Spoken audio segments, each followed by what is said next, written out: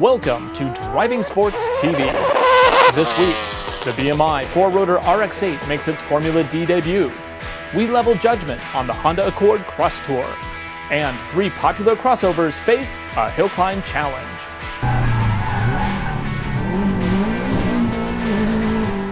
Brought to you by Cobb Tuning. More power begins at tuneforspeed.com. We start this week's show in Montana at the 2010 Subaru Outback launch. Often, at press events such as these, a car maker will set up an evaluation course with other cars that compete in a segment. Most often, this involves a cone circuit or just driving around town. At this launch, however, Subaru kicked things up a notch with a mini Hillclimb challenge. The competitors would be the all-wheel drive Ford Explorer and the all-wheel drive Toyota Venza crossover. Both cars are comparably equipped to the 3.6R Outback. It's probably no surprise that the Subaru Outback's symmetrical all-wheel drive system is very good in these sandy, slippery Hillclimb conditions, and it proves to not even break a sweat. Now let's try the Ford Explorer. Okay, so here we go. Big Hillclimb, you ready? All right, let's go.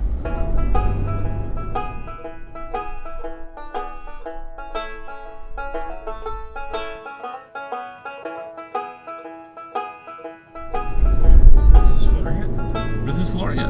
Okay, that too may have been predictable. The Explorer doesn't even make it up halfway before it gets stuck in the sand. Finally, the Toyota Venza. More at home at the local mall than the great outdoors, the Venza is probably the least likely crossover to ever encounter a situation like this. One could expect that the active torque all-wheel drive system is more suited to light snow than any rugged off-roading. I will not fall victim to a manufacturer setup.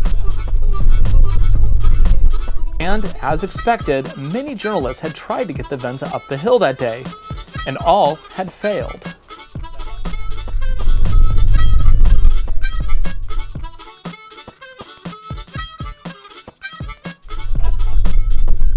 Yes! No sore losers at Subaru. The engineers actually cheered when I returned with the Venza. So in recap, the Subaru 3.6R scaled the hill without a single issue, scoring an excellent. The Toyota Venza barely made it up, and it complained the entire while. That scores it an average. The Ford Explorer, well, it was in over its head and posted a fail.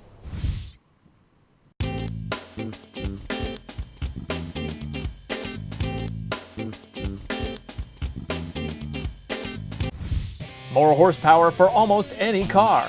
Call Custom Import Heads to talk to an expert. We're trusted by the pros, but affordable for you. Call now. Love drifting? Love rotaries? Well, your prayers have been answered. Drift Alliance driver Brian Wilkerson will be piloting the BMI 4-Rotor drift car at round 1 of the 2010 Formula Drift Series, scheduled for Long Beach, California, April 9th through 10th. This is a one-of-a-kind RX-8. Built by Australian husband and wife team of Adam and Sarah Burgess. When I moved on to, we did a little bit of circuit and we got involved with drifting with customers' cars and so on. But my whole background is very broad. I've worked on everything from Chevys to Nissan Skylines to Mitsubishi Evos, I mean everything. When we originally filmed it last summer, the car was set up for time attack. Since then, BMI modified it to suit the Formula D rulebook and the unique demands of drift competition. Among other tweaks, the motor had to be moved forward 14 inches, which meant the radiator had to be relocated into the trunk. No small feat. Even with these changes, the car is putting down a hefty 550 horsepower to the rear wheels, which should give it an edge in competition and noise over the Bergenholz and Mohan 3-Rotor RX-8s. Brian Wilkerson is scheduled to compete in the full Formula D series this year, along with the BMI 4-Rotor RX-8. If you get the opportunity to see it live, this is one car you have to hear in person to believe. Just be sure to be wearing earplugs.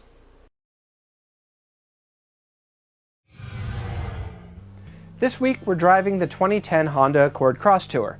This is the all-wheel drive EXL model with navigation. As equipped, it's priced at $36,220. Under the Crosstour's hood is a 271 horsepower 3.5 liter V6, This is a wonderful sounding motor that has lots of grunt, but sacrifices economy in the process. We fared no better than 18 miles per gallon in mixed driving. And don't hold your breath for a hybrid or a 4-cylinder model. The V6 is currently the only option. The interior is well thought out, comfortable, and spacious. The rear hatch is practical and features cleverly designed levers to lower the seats if you need additional space while loading.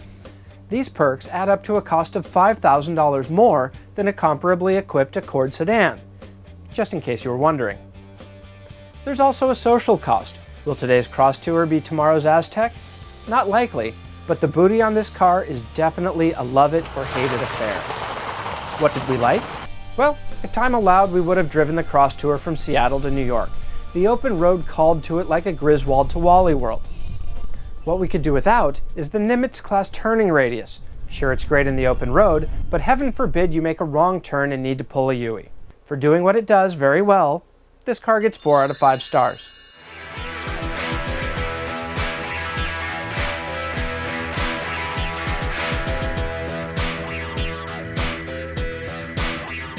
Thanks again for watching.